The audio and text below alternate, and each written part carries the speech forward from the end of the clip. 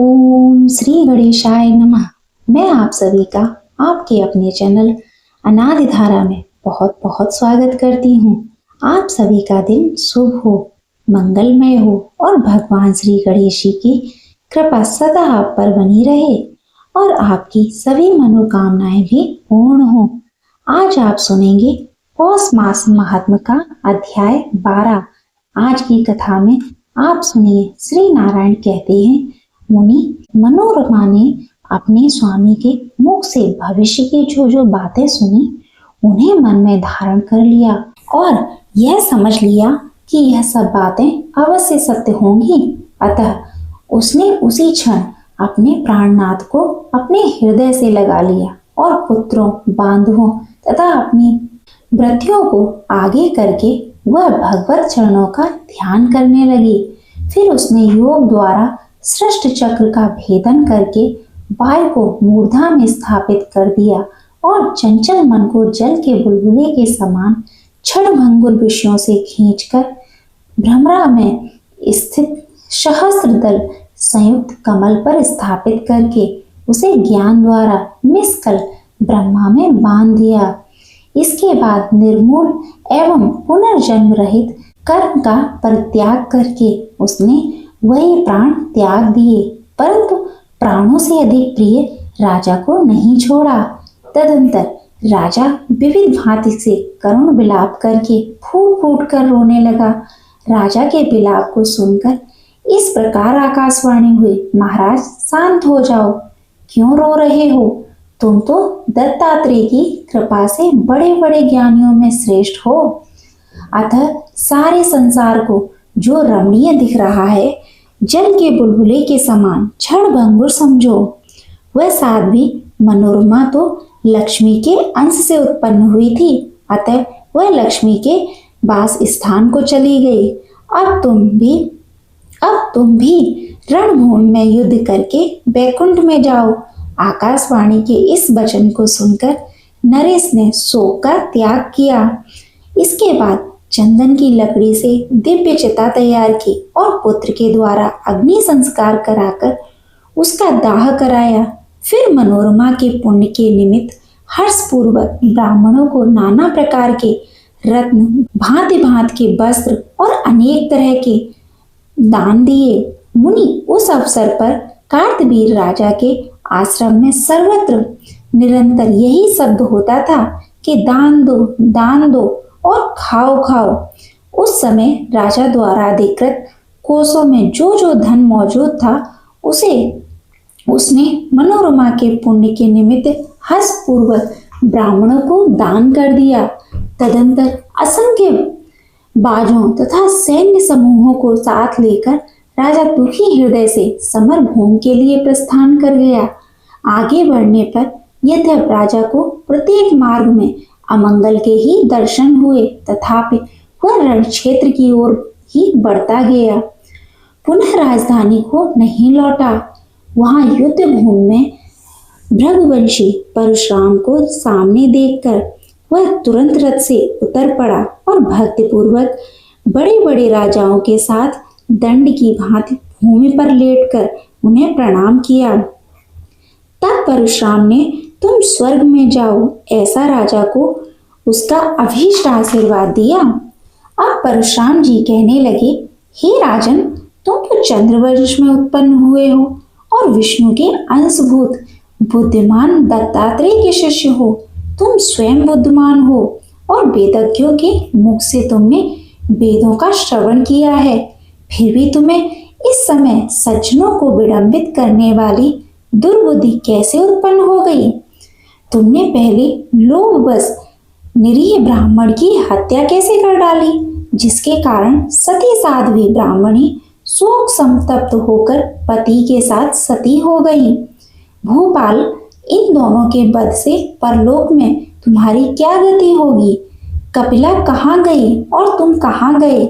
विवाद कहाँ गया और मुनि कहाँ चले गए? तुरंत एक विद्वान राजा ने जो कर्म कर डाला वह हलवा हावी नहीं कर सकता।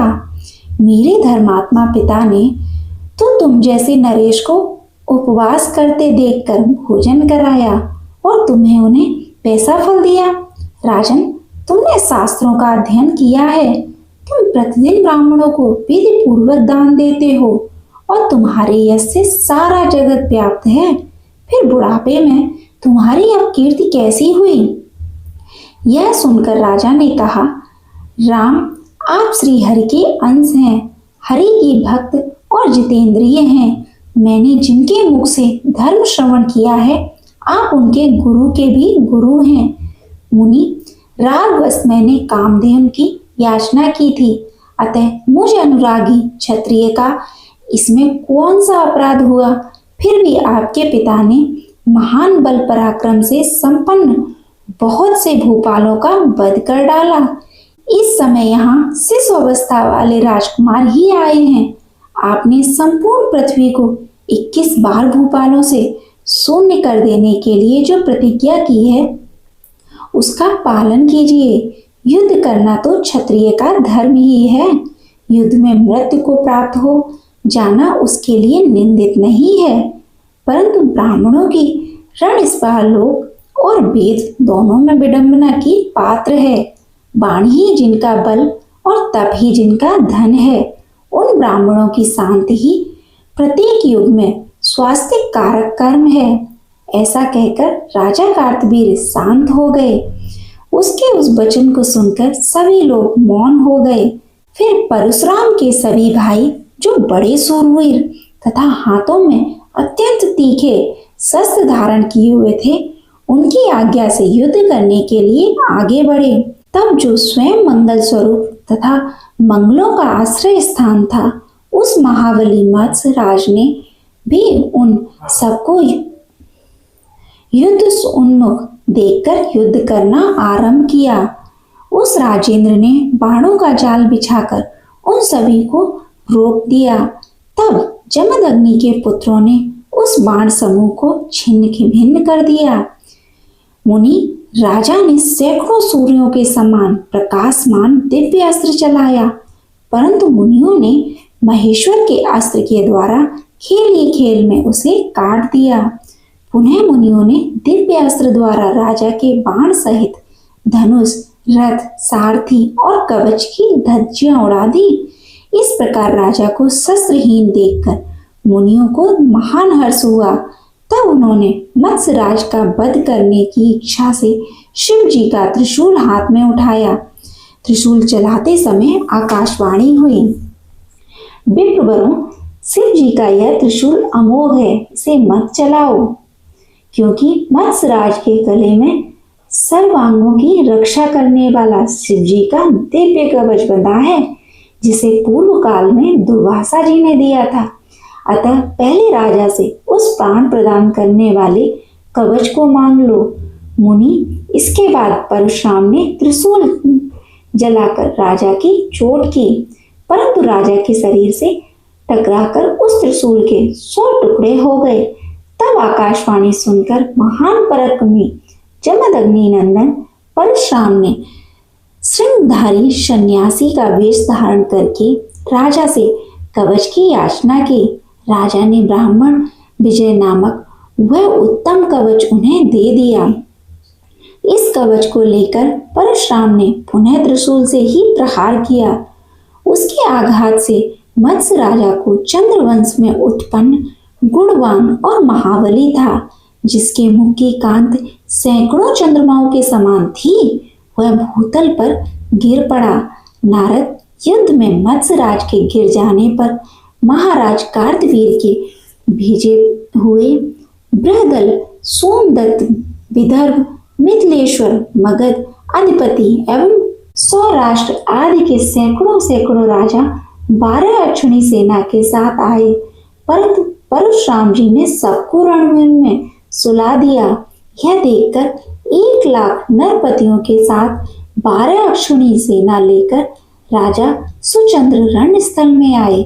सुचंद्र के साथ भयानक युद्ध हुआ, पर वे परास्त न हो सके। तब परशुराम ने देखा कि मुंडमाला धारण किए हुए बिकटानन भयंकरी जगत जननी भद्रकाली उनकी रक्षा कर रही हैं। यह देखकर परशुराम ने शस्त्र अस्त्र का त्याग करके महामाया की स्तुति आरंभ की। परशुराम जी बोले, आप शंकर जी की प्रियतमा पत्नी हैं, आपको नमस्कार है। सार स्वरूपा आपको बारंबार प्रणाम है। दुर्गति नाशिनी को मेरा अभिनंदन है। माया रूपा आपको मैं बारंबार सिर झुकाता हूँ। जगदात्री को नमस्कार है। जगत करती को पुनः पुनः प्रणाम है। जगत जननी को मेरा नमस्कार है। सृष्टि का संहार करने वाली जगत माता प्रसन्न होइए। मैं आपके चरणों की शरण ग्रहण करता हूँ। मेरी प्रतिज्ञा सफल कीजिए। मेरे प्रति आपके विमुख हो जाने पर कौन मेरी रक्षा कर सकता है। भक्त वत्सले शुभे आप मुझ भक्त पर कृपा कीजिए। सुमुखी, पहले शिवलोक में आप लोगों ने मुझे जो वरदान दिया था उस पर को आपको सफल करना चाहिए। परशुराम जी के द्वारा की गई इस स्तुति को सुनकर अंबिका का मन प्रसन्न हो गया और भय मत करो ऐसा कहकर वे वहीं अंतर ध्यान हो गई। जो मनुष्य भक्ति पूर्वक इस परशुराम कृत श्रोत का पाठ करता है वह अनायास ही महान भय से छूट जाता है।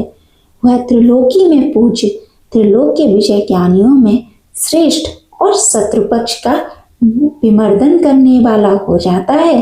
इसी बीच ब्रह्मा जी धर्माताओं में श्रेष्ठ रघुवंशी परशुराम के पास आकर उनसे उस रहस्य का वर्णन करने लगे। ब्रह्मा जी बोले, महाभाग, राम अपनी प्रतिज्ञा सफल करने के लिए पहले तुम सुचंद्र की विजय के हेतु भूत रहस्य का मुझसे श्रवण करो। पूर्व काल में दुर्वासा ने सुचंद्र को दशाक्षरी महाविद्या तथा भद्रकाली का परम दुर्लभ कवच प्रदान किया था। भद्रकाली का कवच देवताओं के लिए भी अत्यंत दुर्लभ है। वह कवच संपूर्ण शत्रुओं का विनाश करने वाला, अत्यंत पूजनीय, प्रशंसनीय और त्रिलोकी पर विजय पाने का कारण है। वह कवच जिसके गले में वर्तमान है उसे जीतने के लिए भूतल पर तुम कैसे समर्थ हो सकते हो। अतः भार्गव, तुम भिक्षा के लिए जाओ और राजा से प्रार्थना करो। सूर्य वंश में उत्पन्न हुआ वह राजा परम धर्मात्मा एवं दानी है। मांगने पर वह निश्चय ही प्राण कवच मंत्र आदि सब कुछ दे डालेगा। मुनि, तब परशुराम जी सन्यासी का वेश धारण करके राजा के पास गए और उनसे उन्होंने मंत्र तथा परम अद्भुत कवच की याचना की। तब राजा ने अत्यंत आदर पूर्वक उन्हें मंत्र और कवच दे दिया। फिर परशुराम जी ने शंकर जी के त्रिशूल से उस राजा का काम तमाम कर दिया। श्री नारायण कहते हैं, नारद जी हरि का कवच धारण करके जब परशुराम जी ने पृथ्वी को क्षत्रियों से रहित कर दिया तब वे अपने गुरुदेव शिव को नमस्कार करने और गुरुपत्नी अम्बा शिवा को तथा दोनों गुरुपुत्र कार्तिकेय गणेश्वर को, जो गुणों में नारायण के समान थे, देखने के लिए कैलाश को चले। वे भृगुवंशी महात्मा मन के समान वेगशाली थे, अतः उसी क्षण कैलाश पर जा पहुंचे और वहां उन्होंने अत्यंत रमणीय परम मनोहर नगर देखा। उसे देखकर परशुराम जी का मन अत्यंत प्रसन्नता से खिल उठा। फिर सामने ही उन्हें शंकर जी का शोभाशाली रमणीय आश्रम दिख पड़ा। विश्वकर्मा ने बहुमूल्य सुनहरी मणियों द्वारा उसकी रचना की थी। उसमें हीरे जड़े हुए थे और वह 15 योजन ऊंचा और 4 योजन विस्तृत था। नारद, परशुराम ने उस आश्रम के प्रधान द्वार के दाहिनी ओर वृषेंद्र को और बाईं ओर सिंह तथा नंदीश्वर, महाकाल, पिंगलाक्ष और विशालाक्ष भयंकर काल, भैरव, भूतों, प्रेतों, पिशाचों, ब्रह्म राक्षसों, बेतालों, यक्षों और किन्नरों को देखा। उन्हें देखकर भृगुनंदन ने उनके साथ वार्तालाप किया। फिर नंदीश्वर की आज्ञा लेकर वे प्रसन्न मन से भीतर प्रवेश कर गए। परशुराम ने उनके भीतरी द्वार को देखा जो नाना प्रकार की चित्रकारी से चित्रित तथा हीरे मोतियों की गुथी हुई मालाओं से सुशोभित था। उनकी बाईं ओर कार्तिकेय और दाहिनी ओर गणेश तथा शिव तुल्य पराक्रमी विशालकाय वीरभद्र दिख पड़े। नारद वहां प्रधान पार्षद और क्षेत्रपाल भी रत्न भरणों से विभूषित होकर रत्न निर्मित सिंहासनों पर बैठे हुए थे। महान बल पराक्रम से संपन्न भृगुवंशी परशुराम उन सब से संभाषण करके हाथ में फरसा लिए हुए शीघ्र ही आगे बढ़ने को उद्यत हुए। उन्हें आगे बढ़ते हुए देखकर गणेश ने कहा, भाई क्षण भर ठहर जाओ। इस समय महादेव निद्रा के वशीभूत होकर शयन कर रहे हैं। मैं उन ईश्वर की आज्ञा लेकर यहाँ आता हूँ और तुम्हें साथ लेकर जाऊंगा। इस समय रुक जाओ। गणेश की बात सुनकर महाबली परशुराम, जो बृहस्पति के समान वक्ता थे, कहने लगे, भाई मैं ईश्वर को प्रणाम करने के लिए अंतःपुरी में जाऊंगा और भक्तिपूर्वक माता पार्वती को नमस्कार करके तुरंत ही घर को लौट जाऊंगा, जो सगुण निर्गुण भक्तों के लिए अनुग्रह के मूर्त रूप सदा सत्य स्वरूप ब्रह्म ज्योति सनातन स्वेच्छामय दया सिंधु दीन बंधु मुनियों के ईश्वर आत्मा में रमण करने वाले और भक्त वत्सल हैं, जिनसे मैंने नाना प्रकार की विद्याओं और अनेक प्रकार की परम दुर्लभ शास्त्रों की प्राप्ति किया है।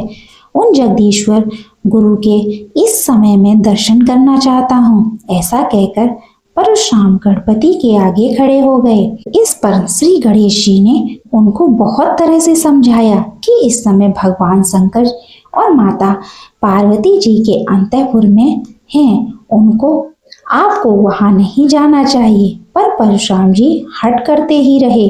इसके बाद जो कुछ भी हुआ उसका वर्णन आप अगले अध्याय में सुनेंगे। प्रिय भक्तजनों, आइए अब आपको सुनाते हैं लड्डू गोपाल जी की एक बहुत ही सुंदर कथा। एक बार एक सेठ जी थे जो भगवान श्री कृष्ण के परम भक्त थे। वे घर पर एक बार लड्डू गोपाल जी को लेकर आए और अपनी पत्नी से कहने लगे कि इनकी सेवा करना, इनको सुबह और शाम को भोग लगाना। अब उनकी पत्नी जो सेठानी थी, उनको उनकी सेवा करना बड़ा ही मुश्किल लगने लगा। उनका यह मानना था कि मुझे बच्चों की देखभाल से ही समय नहीं मिलता, तो मैं ठाकुर जी की सेवा कैसे करूं। अब एक दिन उसमें क्या किया, अपने बंगले के बगीचे में मिट्टी खोदकर लड्डू गोपाल जी को दबा दिया और अपने पति से कह दिया कि लड्डू गोपाल जी तो चोरी हो गए। यह सुनकर सेठ जी को बड़ा दुख हुआ, लेकिन सेठ जी ने इसे लड्डू गोपाल जी की इच्छा मान लिया कि शायद ही प्रभु की इच्छा है। उनके घर में एक माली बगीचे की देखभाल के लिए हमेशा आया करता था। उस बगीचे का वह भाग बड़ा ही आकर्षित करता था जहाँ पर सेठानी ने लड्डू गोपाल जी को दबाया हुआ था। एक दिन उसका मन नहीं माना तो उसने उस जगह की खुदाई की जहाँ पर सेठानी ने लड्डू गोपाल जी को दबाया हुआ था और वहां पर उसे लड्डू गोपाल जी मिल गए। तो वह भागा भागा सेठ जी के पास गया और बड़ी ही उत्साहित होकर सेठानी जी को बताने लगा कि देखो देखो, मुझे तो लड्डू गोपाल जी बगीचे में ही मिल गए। अब सेठानी ने उसी समय उसे नौकरी से निकाल दिया और वह कह दिया कि ले जाओ अपने लड्डू गोपाल जी को यहाँ से। और फिर सेठानी ने आसपास में भी यह बात फैला दी कि माली तो चोर है, इसलिए सबने उसे अपने घर से काम से निकाल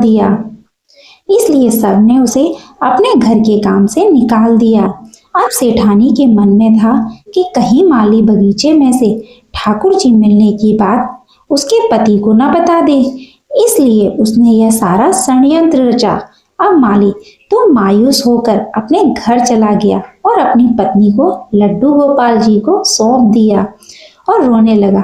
उसकी पत्नी ने कहा कि आप रो क्यों रहे हो, यह तो अच्छी बात है कि लड्डू गोपाल जी घर लेकर आए हो। माली ने फिर सारी बात अपनी पत्नी को बताई कि कैसे लड्डू गोपाल जी के मिलते ही उसकी नौकरी चली गई। इसके बाद पत्नी ने अपने पति को समझाया और कहा कि प्रभु पर विश्वास रखो, इसमें भी उन्होंने उसके लिए कुछ अच्छा ही सोचा होगा। अब इसके बाद माली की पत्नी ने ठाकुर जी को लड्डू गोपाल जी को साफ किया, उन्हें स्नान करवाया और उन्हें घर के मंदिर में स्थापित कर दिया। फिर उन्हें भोग लगाया और जो मिट्टी ठाकुर जी को साफ करने के बाद मिली थी उसे अपने पति से पूछा कि इस मिट्टी को क्या करूं। तब माली ने कहा कि बाहर आंगन में इतनी सारी मिट्टी पड़ी है, इसी में से भी फेंक दो। पत्नी ने बाहर जो मिट्टी का ढेर पड़ा था उसी के ऊपर उस मिट्टी को फेंक दिया।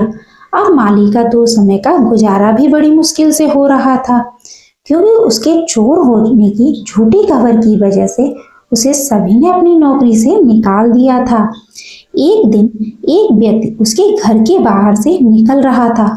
उसने उसके घर के बाहर पड़ी मिट्टी में बहुत सुंदर फूल खिले हुए देखे, तो उसने माली को बाहर बुलाया और उससे पूछा कि क्या तुम इन फूलों के बारे में जानते हो।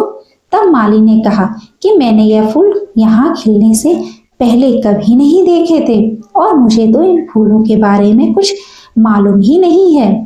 फिर उस व्यक्ति ने बताया कि यह एक खास किस्म का फूल है जो कि बाजार में बहुत महंगे दाम में बिकता है। तब माली ने जब फूलों के बारे में जानकारी इकट्ठा की तो उस व्यक्ति की बात सच निकली। वह फूल खास किस्म के थे और बड़े ही महंगे दाम में बिकते थे। अब तो उसने उन फूलों की खेती बड़े पैमाने पर करनी शुरू कर दी और कुछ ही समय में वह धनवान बन गया।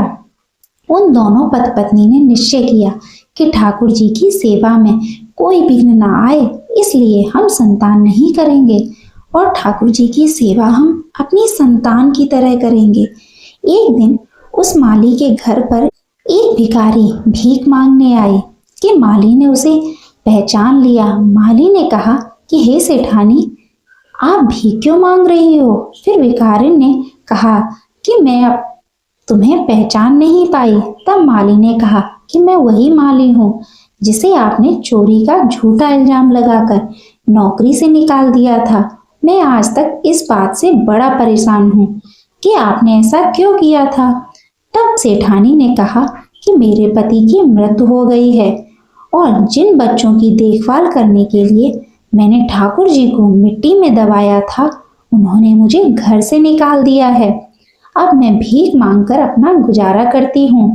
मैंने तुम पर झूठा इल्जाम इसलिए लगाया था कि कहीं बगीचे से लड्डू गोपाल निकलने की बात तुम मेरे पति को न बता दो। तब माली ने कहा कि अब आप परेशान न हो, आपकी सेवा मैं करूंगा, क्योंकि कारण चाहे जो भी हो, लेकिन आपकी वजह से ही मुझे लड्डू गोपाल जी मिले और उन्होंने मेरा जीवन ही बदल दिया। जय श्री कृष्ण। प्रिय भक्तजनों, लड्डू गोपाल जी की सेवा कोई साधारण सेवा नहीं होती, यह अद्भुत है। और इसका कितना फल मिलता है, क्या फल मिलता है, यह तो ठाकुर जी की सेवा करते हैं उनको ही पता हो सकता है। ठाकुर जी की सेवा में जो आनंद आता है, जो सुकून होता है, जो शांति मिलती है, जो खुशी मिलती है, वह दुनिया की किसी भी चीज में नहीं है। हरे कृष्ण। आज सुनिए श्रीमद् भागवत गीता का अध्याय 11। अर्जुन ने भगवान श्री कृष्ण से कहा, आपने जिन अत्यंत आध्यात्मिक विषयों का मुझे आदेश दिया है उसे सुनकर अब मेरा मोह दूर हो गया है। हे कमल नयन, मैंने आपसे प्रत्येक जीव की उत्पत्ति तथा लय के विषय में विस्तार से सुना है और आपकी अच्छाई महिमा का अनुभव किया है। हे पुरुषोत्तम, हे परमेश्वर, यद्यप आपको मैं अपने समक्ष आपके द्वारा वर्णित आपके वास्तविक रूप में देख रहा हूँ, किंतु मैं यह देखने का इच्छुक हूँ कि आप इस दृश्य जगत में किस प्रकार प्रविष्ट हुए हैं। मैं आपके उसी रूप का दर्शन करना चाहता हूँ। हे प्रभु, हे योगेश्वर, यदि आप सोचते हैं कि मैं आपके विश्व रूप को देखने में समर्थ हो सकता हूँ तो कृपया करके मुझे अपना आशीष विश्व रूप दिखाइए। भगवान ने कहा, हे अर्जुन, हे पार्थ, अब तुम मेरे ऐश्वर्य को सैकड़ों हजारों प्रकार के दैवीय तथा विविध रंगों वाले रूपों को देखो। हे भारत, लो तुम आदित्यों, वासुओं, रुद्रों, अश्वनी कुमारों तथा अन्य देवताओं के विभिन्न रूपों को यहाँ देखो। तुम ऐसे अनेक आश्चर्य रूपों को देखो जिन्हें पहले किसी ने ना तो देखा है ना सुना है। हे अर्जुन, तुम जो भी देखना चाहो उसे तत्क्षण मेरे इस शरीर में देखो। तुम इस समय तथा भविष्य में भी जो भी देखना चाहते हो उसको यह विश्व रूप दिखाने वाला हूँ। यहाँ एक ही स्थान पर चर अचर सब कुछ है, किंतु तुम मुझे अपनी इन आंखों से नहीं देख सकते, अतः मैं तुम्हें दिव्य आंखें दे रहा हूँ। अब मेरे योग ऐश्वर्य को देखो। संजय ने कहा, हे राजा, इस प्रकार कहकर महायोगेश्वर भगवान ने अर्जुन को अपना विश्व रूप दिखलाया। अर्जुन ने इस विश्व रूप में असंख्य मुख, असंख्य नेत्र तथा असंख्य आश्चर्यमय दृश्य देखे। यह रूप अनेक दैवीय आभूषणों से अलंकृत तथा अनेक दैवीय हथियार उठाए हुए थे। यह दैवीय मालाएं तथा वस्त्र धारण किए थे और उस पर अनेक दिव्य सुगंधित लगी थी। सब कुछ आश्चर्यमय, तेजोमय, असीम तथा सर्वत्र व्याप्त था। यदि आकाश में हजारों सूर्य एक साथ उदय हों तो उनका प्रकाश शायद परम पुरुष के इस विश्व रूप के तेज की क्षमता कर सके। इस समय अर्जुन भगवान के विश्व रूप में एक ही स्थान पर स्थित हजारों भागों में विभक्त ब्रह्मांड के अनंत अंशों को देख सका। तब मोहग्रस्त एवं आश्चर्यचकित रोमांचित हुए अर्जुन ने प्रणाम करने के लिए अपना मस्तक झुकाया और वह हाथ जोड़कर भगवान से प्रार्थना करने लगा। अर्जुन ने कहा, हे भगवान कृष्ण, मैं आपके शरीर में सारे देवताओं तथा अन्य विविध जीवों को एकत्रित देख रहा हूँ। मैं कमल पर आसीन ब्रह्मा, शिव जी तथा समस्त ऋषियों एवं दिव्य सर्पों को देख रहा हूँ। हे विश्वेश्वर, हे विश्वरूप, मैं आपके शरीर में अनेकानेक हाथ, पेट, मुंह और आंखें देख रहा हूँ जो सर्वत्र फैले हैं और उनका अंत नहीं है। आप में ना तो अंत दिखता है, ना मध्य दिख रहा है और ना ही आदि। आप आदि, मध्य और अंत से रहित हैं। आपका यश अनंत है। आपकी असंख्य भुजाएं हैं और सूर्य, चंद्रमा आपकी आंखें हैं। मैं आपके मुख से प्रज्वलित अग्नि निकलते और आपके तेज से इस संपूर्ण ब्रह्मांड को जलाते हुए देख रहा हूँ। यद्यप आप एक हैं, किंतु आप आकाश तथा सारे लोकों एवं उनके बीच के समस्त अवकाश में व्याप्त हैं। महापुरुष, आपके इस अद्भुत तथा भयानक रूप को देखकर सारे लोग भयभीत हैं। देवों का सारा समूह आपकी शरण ले रहा है और आप में प्रवेश कर रहा है। उनमें से कुछ अत्यंत भयभीत होकर हाथ जोड़े आपकी प्रार्थना कर रहे हैं। महर्षियों तथा सिद्धों के समूह कल्याण हो कहकर वैदिक स्रोतों का पाठ करते हुए आपकी स्तुति कर रहे हैं। हे देवेश, हे जगन्नाथ, आप मुझ पर कृपा करें। मैं इस प्रकार से आपके प्रलय अग्नि स्वरूप मुखों को तथा विकराल दांतों को देखकर अपना संतुलन नहीं रख पा रहा। मैं सब ओर से मोहग्रस्त हो रहा हूँ। धृतराष्ट्र के सारे पुत्र अपने समस्त सहायक राजाओं सहित तथा भीष्म, द्रोण, कर्ण एवं हमारे प्रमुख योद्धा भी आपके विकराल मुख में प्रवेश कर रहे हैं। इनमें से कुछ के सिरों को तो मैं आपके दांतों के बीच चूर्णित होता हुआ देख रहा हूँ। जिस प्रकार नदियों को अनेक तरंगें समुद्र में प्रवेश करती हैं, उसी प्रकार यह समस्त महान योद्धा भी आपके प्रज्वलित मुख में प्रवेश कर रहे हैं। मैं समस्त लोगों को पूर्ण वेग से आपके मुख में उसी प्रकार प्रविष्ट होते हुए देख रहा हूँ, जिस प्रकार पतंगे अपने विनाश के लिए प्रज्वलित अग्नि में कूद पड़ते हैं। हे विष्णु, मैं देखता हूँ कि आप अपने प्रज्वलित मुखों से सभी दिशाओं के लोगों को निगल रहे हैं। आप सारे ब्रह्मांड को अपने तेज से अपूरित करके अपने विकराल झुलसती किरणों सहित प्रकट हो रहे हैं। हे देवेश, कृपा करके मुझे बताइए कि इतने उग्र रूप में आप कौन हैं? मैं आपको नमस्कार करता हूँ। कृपा करके मुझ पर प्रसन्न हो। आप यदि भगवान हैं, मैं आपको जानना चाहता हूँ, क्योंकि मैं नहीं जान पा रहा हूँ कि आप प्रयोजन क्या है। तब भगवान श्री कृष्ण ने कहा, समस्त जगतों को विनिष्ट करने वाला काल मैं ही हूँ और यहाँ समस्त लोगों का विनाश करने के लिए आया हूँ। तुम्हारे पांडवों के सिवा दोनों पक्षों के सारे योद्धा मारे जाएंगे, अतः उठो, लड़ने के लिए तैयार हो जाओ और यश अर्जित करो। अपने शत्रुओं को जीतकर संपन्न राज्य का भोग करो। यह सब मेरे द्वारा पहले ही मारे जा चुके हैं। तुम तो युद्ध में केवल निमित्त मात्र हो सकते हो। द्रोण, भीष्म, कर्ण तथा अन्य महान योद्धा पहले से ही मेरे द्वारा मारे जा चुके हैं, अतः उनका वध करो और तनिक भी विचलित ना हो। तुम केवल युद्ध करो। युद्ध में तुम अपने शत्रुओं को परास्त करोगे। संजय ने धृतराष्ट्र से कहा, हे राजा, भगवान के मुख से इन वचनों को सुनकर कांपते हुए अर्जुन ने हाथ जोड़कर उन्हें बारंबार नमस्कार किया। फिर उसने भयभीत होकर अविरुद्ध स्वर में कृष्ण से इस प्रकार कहा। अर्जुन ने कहा, हे ऋषिकेश, आपके नाम के श्रवण से संसार हर्षित होता है और सभी लोग आपके प्रति अनुरक्त होते हैं। यद्यप सिद्ध पुरुष आपको नमस्कार करते हैं, किंतु असुरगण भयभीत होते हैं और इधर उधर भाग रहे हैं। यह ठीक ही हुआ है। हे महात्मा, आप ब्रह्मा से भी बढ़कर हैं। आप आदि सृष्टा हैं, तो फिर आपको सादर नमस्कार क्यों न करें। हे अनंत, हे जगत निवास, आप परम स्रोत, अक्षर कारणों के कारण तथा इस भौतिक जगत के परे हैं।